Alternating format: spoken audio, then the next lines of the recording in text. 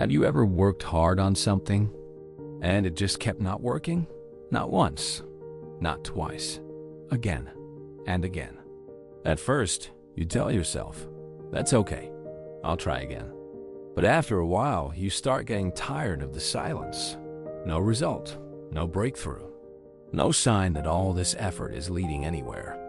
And that's where a lot of people quit, not because they're lazy, not because they're weak, but because it is incredibly hard to keep going when nothing seems to be happening. That's why I want to tell you a story. Not about someone who won quickly, not about some smooth success story.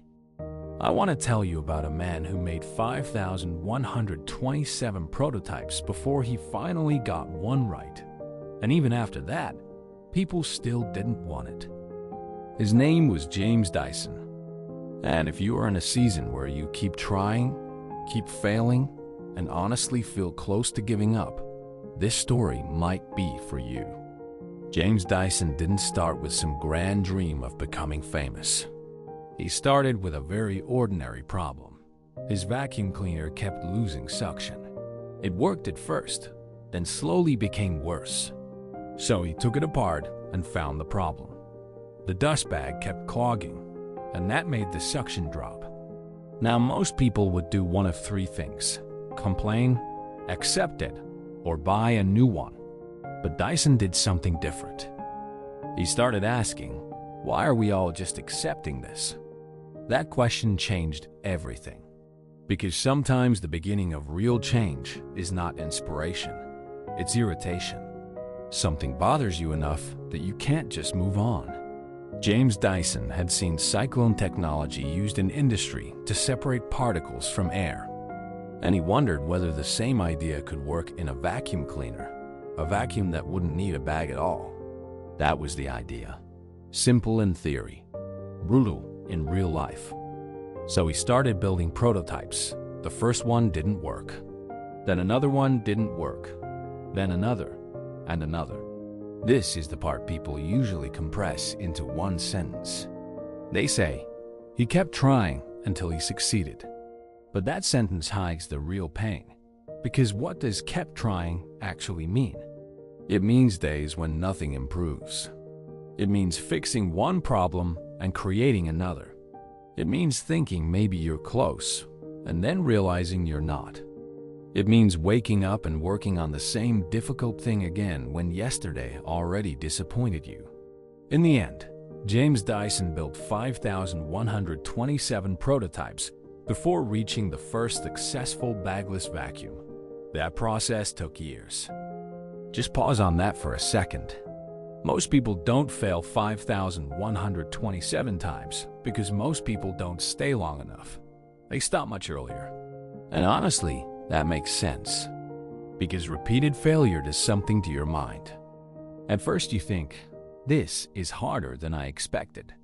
Later you think, maybe I'm not good at this. And if it goes on long enough, you start thinking, maybe this just isn't meant for me. That is the dangerous moment. Because sometimes the biggest threat is not the obstacle in front of you. It is the story you begin telling yourself because the obstacle has lasted too long. Now here's what I think matters most in this story. James Dyson was not just good at suffering. He was not succeeding because he was emotionally tougher than everyone else. His advantage was that he was learning while failing. That is a huge difference. Some people repeat failure, other people use failure. Those are not the same thing. If you keep doing the same thing with the same thinking, failure just becomes pain.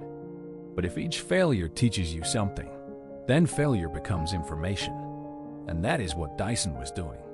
Each prototype showed him something.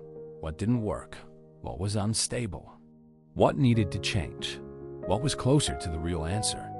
That's why this story is not really about endurance alone. It's about staying in the process long enough to let the failure teach you. And I think that matters for almost everything in life. A career, a business, a creative project, confidence, healing, any meaningful change. Because sometimes people say, I've tried everything, but often that's not true. What they mean is, I've suffered a lot. Those are not the same thing. The better question is, am I getting closer to understanding the real problem? Because if you are, then the struggle is doing something, even if the result is not visible yet. But here's the part that makes this story even more powerful. Even after he created a working product, success still did not come easily. Many vacuum manufacturers in Europe rejected his idea. Why? Because a bagless vacuum threatened the profitable market for replacement dust bags. But Dyson believes in what he built is good. It just has not found the right place yet. Dyson's first commercial success came in Japan with a vacuum called the G-Force.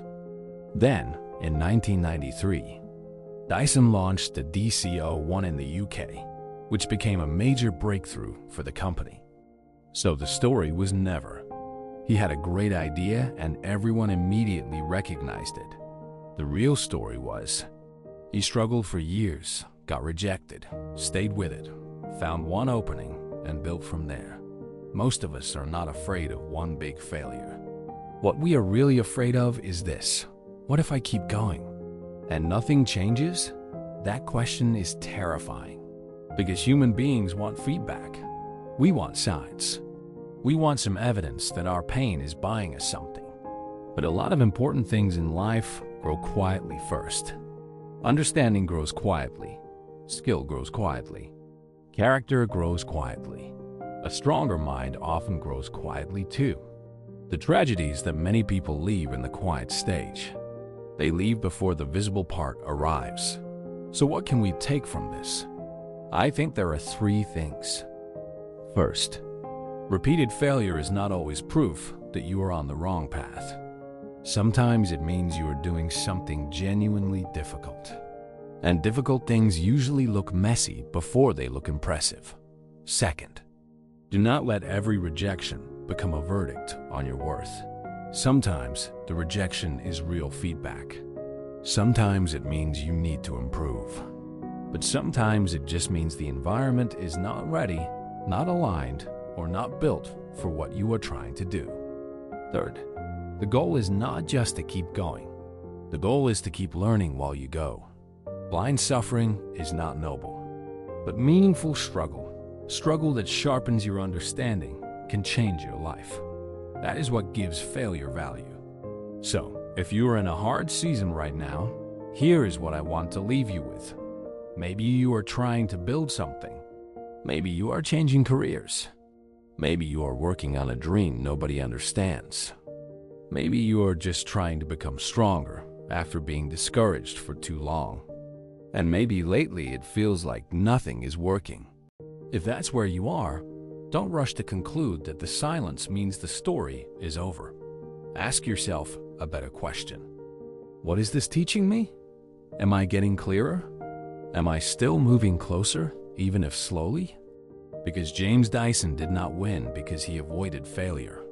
He won because he stayed with the problem long enough to understand it more deeply than other people were willing to. And maybe that is the real lesson. Most people don't lose because they fail. They lose because they can't survive the period when failure is still silent, when effort has not turned into proof yet, when growth is happening, but nobody can see it. So if you are still in that part of the story, don't give up too fast. This may not be the end. It may just be the chapter no one applauds.